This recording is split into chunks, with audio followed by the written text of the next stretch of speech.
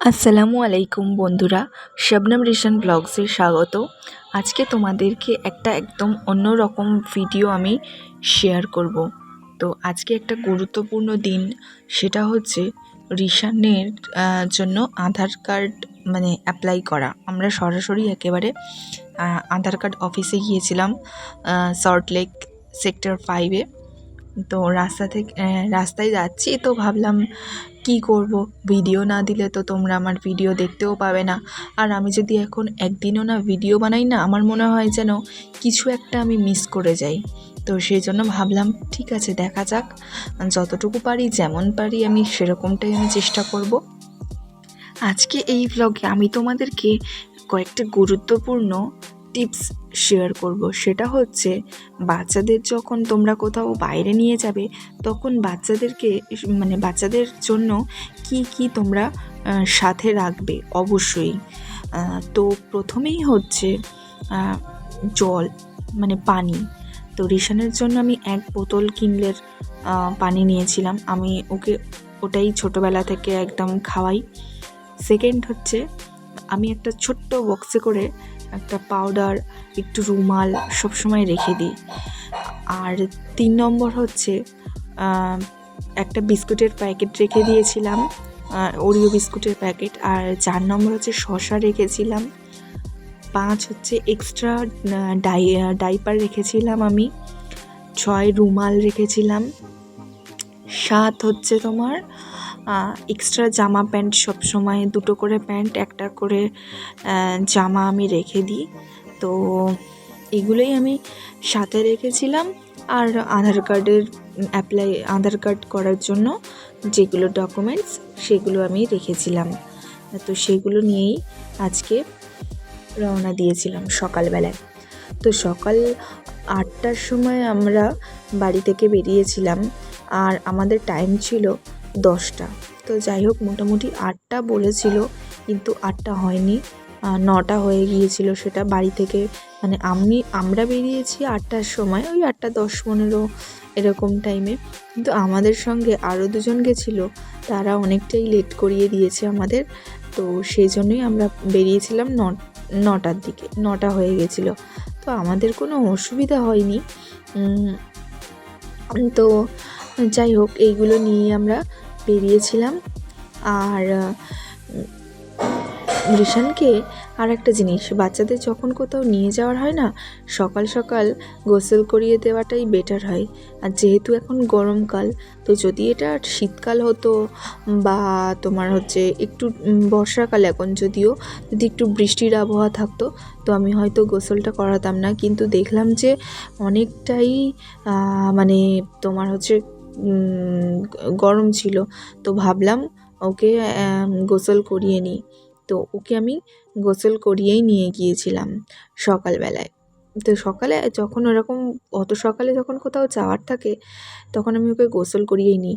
ও হ্যাঁ, সকালে ওকে আমি কি খাইয়ে নিয়ে গিয়েছিলাম আর সারাটা দিন কি খাওয়ালাম, সবটাই তোমরা এই ভ্লগে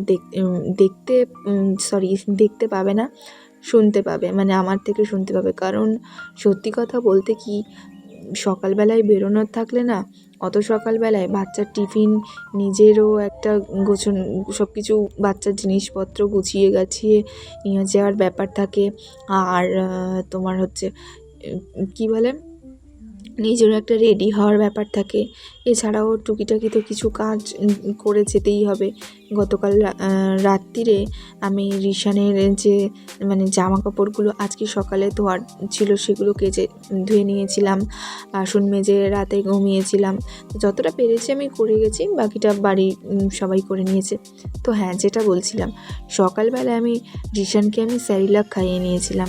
রিশান ঘুম থেকে উঠেছিল ওই 7টা নাগাদ। তো ওকে 7:45-8টা নাগাদ আমি স্যারিলাক খাইয়ে মোটামুটি নিয়ে গিয়েছিলাম। আর মিড মর্নিংয়ে আমি ওকে দিয়েছিলাম, শসা দিয়েছিলাম, একটা বিস্কিট দিয়েছিলাম, কিন্তু বিস্কিটটাও খাইনি, আর শসাটা হাতে দিয়েছিলাম।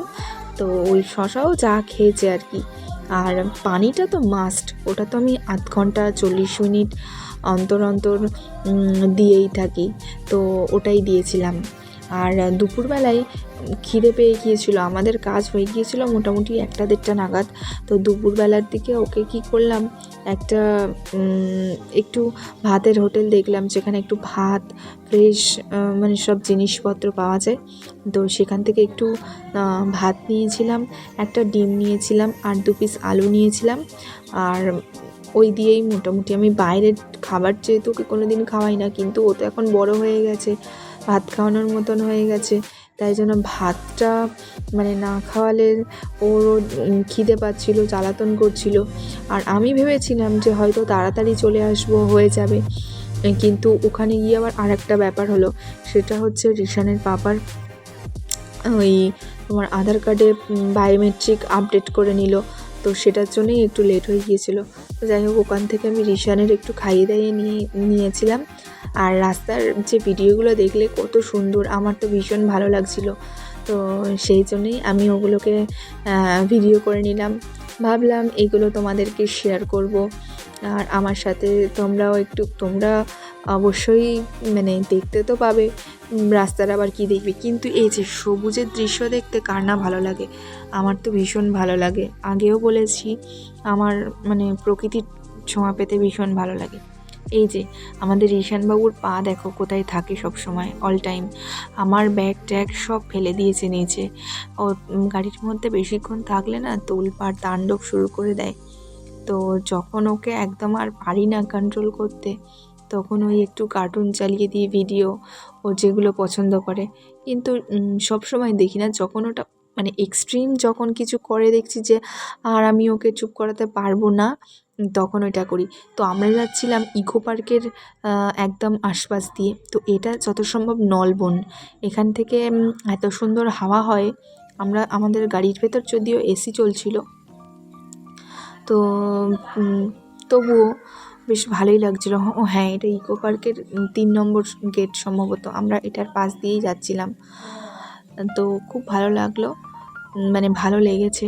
তো কালকে একটা অন্য ভিডিও আসবে, কালকে মানে ইকো পার্কের ভিডিও আসবে, তোমরা দেখবে কিন্তু। কালকের ভিডিওটাতে আমি সবটুকু বলবো। তো আজকে সারাদিন গাড়িতেই কেটে গেল, আর সারাক্ষণ বসে বসে না আমার পেটে ব্যথা হয়ে গেছে। এই রাস্তাটা দেখো কত সুন্দর, সে আমরা সিনেমাতে যেমন দেখি না, ঠিক তেমনই। তো রিশানের পাপা তো আমাকে শুধু বলছে ভিডিও করো, এটা কত সুন্দর দেখো, ওটা কত সুন্দর দেখো। তো করলাম মোটামুটি আর কি। তো যদি ভিডিওটা তোমাদের ভালো লেগে থাকে তাহলে অবশ্যই লাইক কমেন্ট শেয়ার করে সাবস্ক্রাইব করবে, পাশে থেকো। টাটা বন্ধুরা।